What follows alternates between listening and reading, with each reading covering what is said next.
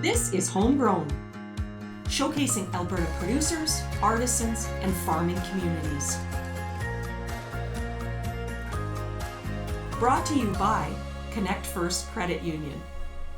Hello, I'm Luree Williamson, CEO of Agriculture for Life.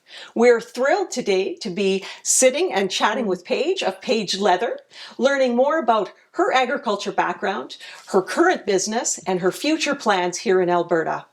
Paige, thank you so much for having us out today. Awesome. I'm glad you're here. Thank you. So, well, it is an Alberta day, which means there's wind, there's snow, there's sunshine. There's probably going to be a little bit of rain. Yep. And we are out in the field, if you will, out in your brand new studio. So tell us a little bit about yourself. So where were you raised and where did you grow up? Yeah, I grew up just down the road from this location that I just bought last year. And so my family farm, I actually still live there, near Trochu, Alberta. I went to school there, all that good stuff. Family farm, all of us actively rode horses, and that's what got me into everything agriculture. Yeah. Anything Western. I just born and bred that way. Yeah, absolutely. Yeah.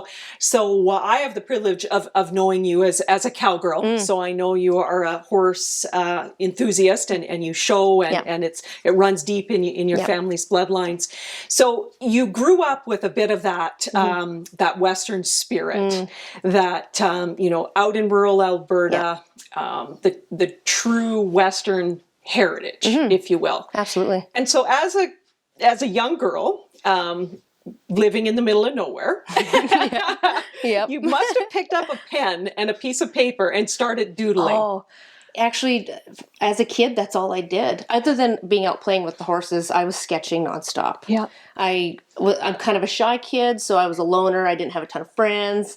That sounds sad, but it was great. I'm living on a farm, and I everything horses. Even my art today, usually there's a horse involved in my drawings or paintings. So. And so was that from a gift from your grandma, your grandpa? Like, where did that artistic spirit come from? There's a lot of artsy, crafty people in my family. Okay. Mostly on my mom's side, but my dad oddly can sketch a little bit too. So there's a little bit of art side in his family too. But pretty much everyone on my mom's side does something artistic. Okay. So I think it's just part of my personality. I was born that way. Absolutely. I think, right? So, and then sort of taking the love of the Western, the equine, the farm life, bringing that alive with your pen and paper. Yeah. So you started with drawings. Yeah. And so you still draw today, I believe. I've taken a little bit of a break, just because I wanted to kind of attack the Paige Leather side of my life and really grow that well. And I had to kind of leave the artwork behind. I didn't want to be, jack of all trades, master of none kind of thing. So the art, it's always going to be there. It's going to be a part of me. I have to get back to it soon.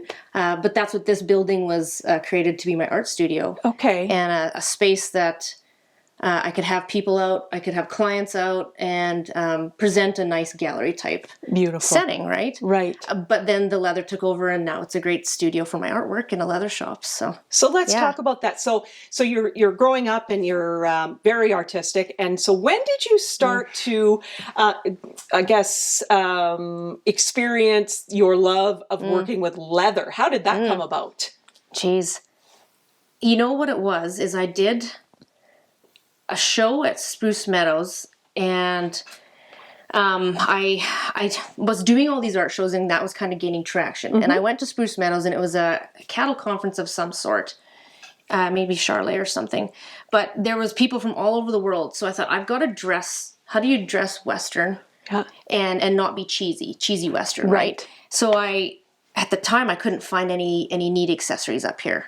So I built a leather belt, one of those gunslingers, the ones that I sell. And my first belt went to England. A customer bought it, and I'm like, I'm onto something here. Yeah. So then I kept making them, and that had to have been 10 years ago, I think. Okay. And then it's like anything with shopping.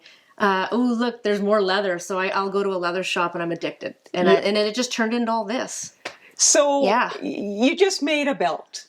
I made a belt out of a binder twine string one day. You can't just make a belt, Paige. Okay, Well, So how, you picked up a piece of leather, and just your creative juice, if you will, just took over? I guess this would start from my family being fairly resourcely and crafty. Okay. We always made our own show shops. Oh, okay. No tooling or anything. We'd always get Ken Cameron from Casey Saddle. We'd make our shaps, and then we'd go get the tops from him. Okay. So there was that. We were always playing around. My dad was always fixing halters and doing this and that. We always had a great leather sewing machine. Okay. So it's just did it. Just did it. Yeah. That's kind of the farm life, agriculture totally, way. right? Well, I just did it. I needed a belt. And I probably, should have used some binder twine while making it, but Well, that's my style. Totally. Yeah. So that's about 10 years ago. You make a belt. It's I mean, the work is unbelievable. I mean, it's thank you. You've really built a brand. So talk about.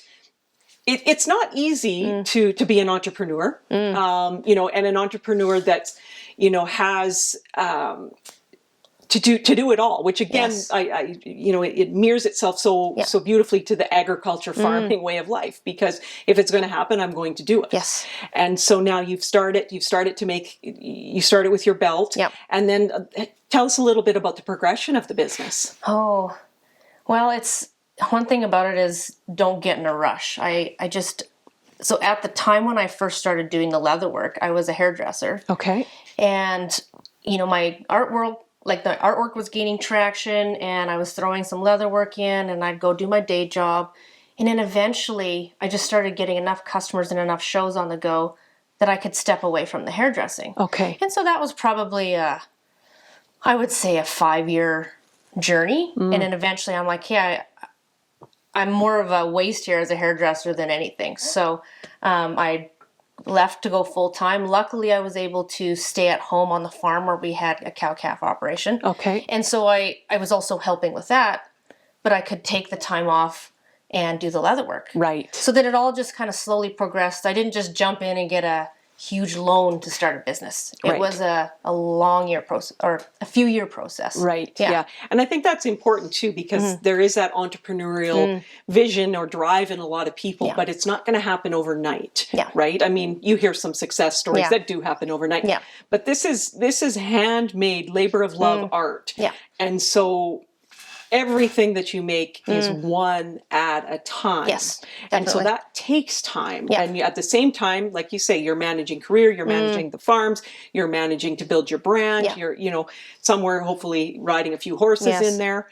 And so now here we are, you've got a brand new studio. And so you've mentioned a few times the shows or the trade shows. So is that predominantly where you feature your products? Mostly, social media and trade shows. Those are huge for my business.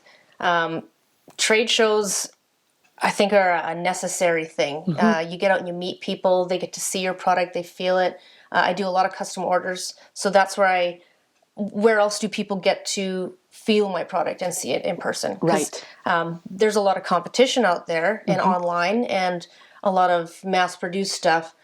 So how do I stand out? Is I need people to see it in person and meet me. I think a large part of being a successful artist is people want to know you and like you, and it's my job to be a good person and make this a good experience in buying from me, right? Right, absolutely. Well, and when you go back to the brand, Paige Leather is Paige Leather is Paige. Totally. It is you, right? So you, and again, I have the insider scoop a little bit, knowing a little bit about you, and your products represent who you are. Oh, totally. So that's where the artistic feel comes from, and it's special. So I know I have one of your bags, and when I use it, it's special, and it reminds me of you, and it reminds me of the values, and it brings me back to that Western heritage, and we have a love of horses, and it reminds me of horses. So when I grab my bag, I'm not just grabbing a bag. Yeah. It's filled with all of those Much emotions. more to it. Yeah. Right. Oh, that's so important. I love that feedback. That's kind of, because when you're doubting yourself and times get tough, you're like, why do I do this? Yeah. And it's like stuff like that drives me to keep going. Yeah, because you're not, this is a bag, but it's not a bag. Yeah. It's what the bag represents. Totally. Is what your brand represents. And so you're starting to build your brand and you're looking at customers and you've mentioned it, you're selling your product around the world. Yeah. So that in itself is very special. It's really exciting. Like, I even love when I do a social media post, I'm like, this person's headed to Texas. That just, I love that. Yeah. Right? And then to see it, to see your product, someone wearing it, or you're out and about, that must give you kind of a tingle feeling. It just happened the other day. We were out doing some renovation shopping for my sister-in-law's kitchen, and we're in the lighting section, and Mom's like, there's a Paige purse. I'm like, I don't even know who that is, but I'm really excited that she has one of my purses, right? Exactly. And I have to stop myself from going over there and being a creep and be like, hey, nice purse. I would have went over. That's my purse. I have done that, but it didn't feel like the right situation. Here's a creep factor there. Yeah, Totally. Well, that's, it's fantastic. Yeah. And so, we've talked a little bit about that entrepreneurial spirit and tying it in. And with Ag for Life, of course, the work that we do is really, we get to share that story of agriculture and the love of agriculture and how we get to meet such special people within the province that have taken, their love, their passion, their rural roots and made it into something. Yeah. And, where do you see, so there's a crystal ball, where do you see, your work going, expanding, maybe it's building upon what you've already established. Have you looked into that crystal ball? Oh, I've taken it a lot of different avenues. I did have a business coach for a while, and she really suggested I try to go a wholesale route and get it produced somewhere else. Right. And I'm like, that sounds cool to be this, badass entrepreneur, business owner, CEO type, but that's not me. I'm a builder. I'm happy making something. It can be anything. Right. Woodworking, leatherwork, painting. So that's led me to my newest dream is just evolving this to be even more high-end or really focusing on custom. I used to dread custom orders because there's a lot of pressure. Yes. In pleasing that person. If you come to my booth, if you like it, you like it and you buy it. But if you want a custom order, that's quite a process and you have a really big vision, right? Mm-hmm. So luckily, I've come very far in that process and I'm really confident in how I work with people now. Good. And unless people just are too scared to tell me, I haven't had too many complaints, thank goodness, right? Yes. So I'd like to just keep going custom orders. Yeah. And doing, a handful of fairly large shows within Canada and really branch out into the States. Yes. I spent the winter down in Arizona and I went to Las Vegas for NFR and I even got to go to Fort Worth and check out the cow horse show down there. Yep. And that opened my eyes to more possibilities. Absolutely. Right? Big market. Totally. Right. Yeah. Absolutely. Just way more people, so way more of my type of clients. Yes, right? exactly. Yeah. So, well, again, it's that, it's what the product represents. It's the emotion that's included, when they make a purchase. So, and it's interesting when you talked about when you started your business, the custom orders were probably not your favorite. And now that's what's driving your business. That's what I get such good feedback and I love working with people and they're so happy. Yeah. Like and I've learned too it's a fun process. Say I come across a challenge and then working with a person and ending up making them even happier or so I get a lot of feedback like that's way better than I was expecting. Right. Like heck yeah. Yes. Right? Like, yes. Which it is. Why wouldn't you like that? I'm not an artist. Yeah. Here's what I would like, and you're the artist, and you put your spin and your flavor on it, if you will, which is going to make me happy because that's what you do. And another thing is too, which is a lifelong learning skill or learning to this skill, I guess, is knowing how to guide people and say no when I need to. Yeah, like I don't like that idea. I don't think that's going to work, but this is my alternative. Or people push me to try new things, and that's usually the coolest things. Right. I'm like, oh, boo, they're asking me to do something weird, and then it turns out to be the best improvement I've done. Right. So as an artist, you continue to grow, and as an entrepreneur, as a businesswoman, you can continue to grow, and you're learning how important customer service is. Oh, I think it's huge these days. Yes. I notice it when I go out. And when I don't get good customer service, I'm like, of all times, this is the time to be better to people. We've been through some tough times. Yeah. And we need better interactions. So be nicer. Yeah. And so I'm like, when I don't get treated well out in the real world, it makes me realize to come home and treat my customers even better. Absolutely. Right? So, Yeah. well, that's it. And it's friendships, right? You're building. So just let's talk about just quickly the essence of it. So you're building bags and wallets and different accessories. How long does it take? How long does it take to make a bag? You know, I have, let's see, they're also different. Okay. And the fact that I have probably made roughly, I think around 400 to 450 items. Okay. Like purses alone. Belts, I don't know. Yeah. I'm pretty quick at it now. You are. Yes, I'm getting Absolutely. quick. Yeah. And I have a system that, you know, I know what the exact measurements are. I have jigs that I use and all that. So it's pretty quick. Something like this is a little more involved. That might take me 3 or 4 days. Oh, okay. And okay. but that's not a solid 8 hours a day. Right, okay.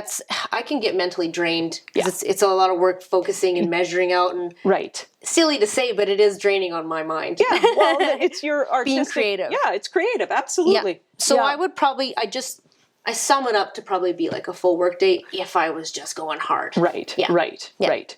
But you step back, probably like any great artist, and you look at it, and Totally. Yeah. Oh. I struggle with it. Yeah. Like, I'm not going to look at this for a few days, and then I'll Yes. come back and like, that's the solution. Yes, Right. that's Yeah. what I want it to be. Yeah. Absolutely. And then that moment when it's done, Yeah. it's like, Yeah, totally. it's there. And get that nice photo. I go and stage it somewhere out in a barn with some nice like old used wood. It Yeah. makes them look great. Absolutely. Send that photo out, and it's like, good. Yeah. Yeah. Yeah. You felt good about Yeah. it. And then it's like, okay, on to the next one. Yeah, totally. Right? It's on the list. Yeah. So now you colors and lots of different. I would call this prints, but I know Yep. nothing about it. Is Yeah. that the? It would is be. that It's embossed leather. embossed? Okay. So the whole Yeah. hide comes dyed, and I think it's a press that rolls it out. So I try to keep it to a certain set of styles so that I don't get overwhelmed offering too much. Right. Good idea. But backpacks, more of a tote bag. I have anything fringe. I have saddlebags, like the saddlebag style purse. But the product that will always be here was the first product I ever made was the gunslinger belts. Okay. So I have a nice selection of those. And then I've branched out into wallets and clutches, purse organizers. What else do I have? I've even started to bring in a little bit of turquoise jewelry Yes. because I'm addicted to I it. was going to say, I Yeah. think you wear it well. I wear it, it's all I wear. Yeah. So, Right. Yeah. Well, what a way to bedazzle an outfit really easy. yeah, Right? and really Yeah. unique. Yes. So. Absolutely. Give us a little bit of the insider or the creative mind. What is the inspiration? Where does it come from when you're producing your beautiful work? I've always had a big vision or a good idea of what my style is, and it really was inspired by everything in Cowboys and Indians magazine. Yes. You know, Double D Ranch, where it's that really kind of classic, not trendy, but still like you could wear it forever. Yeah. And a huge thing is I want things to last. Yes. I know these aren't the most affordable product, but so it's my job to make sure these last you and it's worth your investment. Right. So that's a huge thing. Yeah. And then I often think, you know, what is my why? Right. And when I think of this business, my driver has always been I'm very independent, and I want to make a go of it myself. So when everything I build and everything about my brand is about being a strong woman, and that is part of like farm women. Yes, it is. Farm women are so tough. Yeah. Like they do so much stuff. They cook, clean, raise kids, and go out and calve and ride horses and do all that, or build fence. And I guess somehow that ties into this, you know? Yeah, and I it does. hope that part of my branding has helped relay that message. Yeah. We thank you very much for having us and for letting us come into your new studio and have a behind the scenes look at, a very, very impressive woman. We, again, Ag for Life, we get the privilege of meeting a lot of great farm and ag members and just showcasing the success of it. So we thank you very much for having us. Thank you. I really appreciate Ag for Life. I've known of you guys for a few years, been involved, coming to the Harvest Gala. Yeah. And amazing group. Yeah. Good. I appreciate this. We thank you. Yep. So awesome.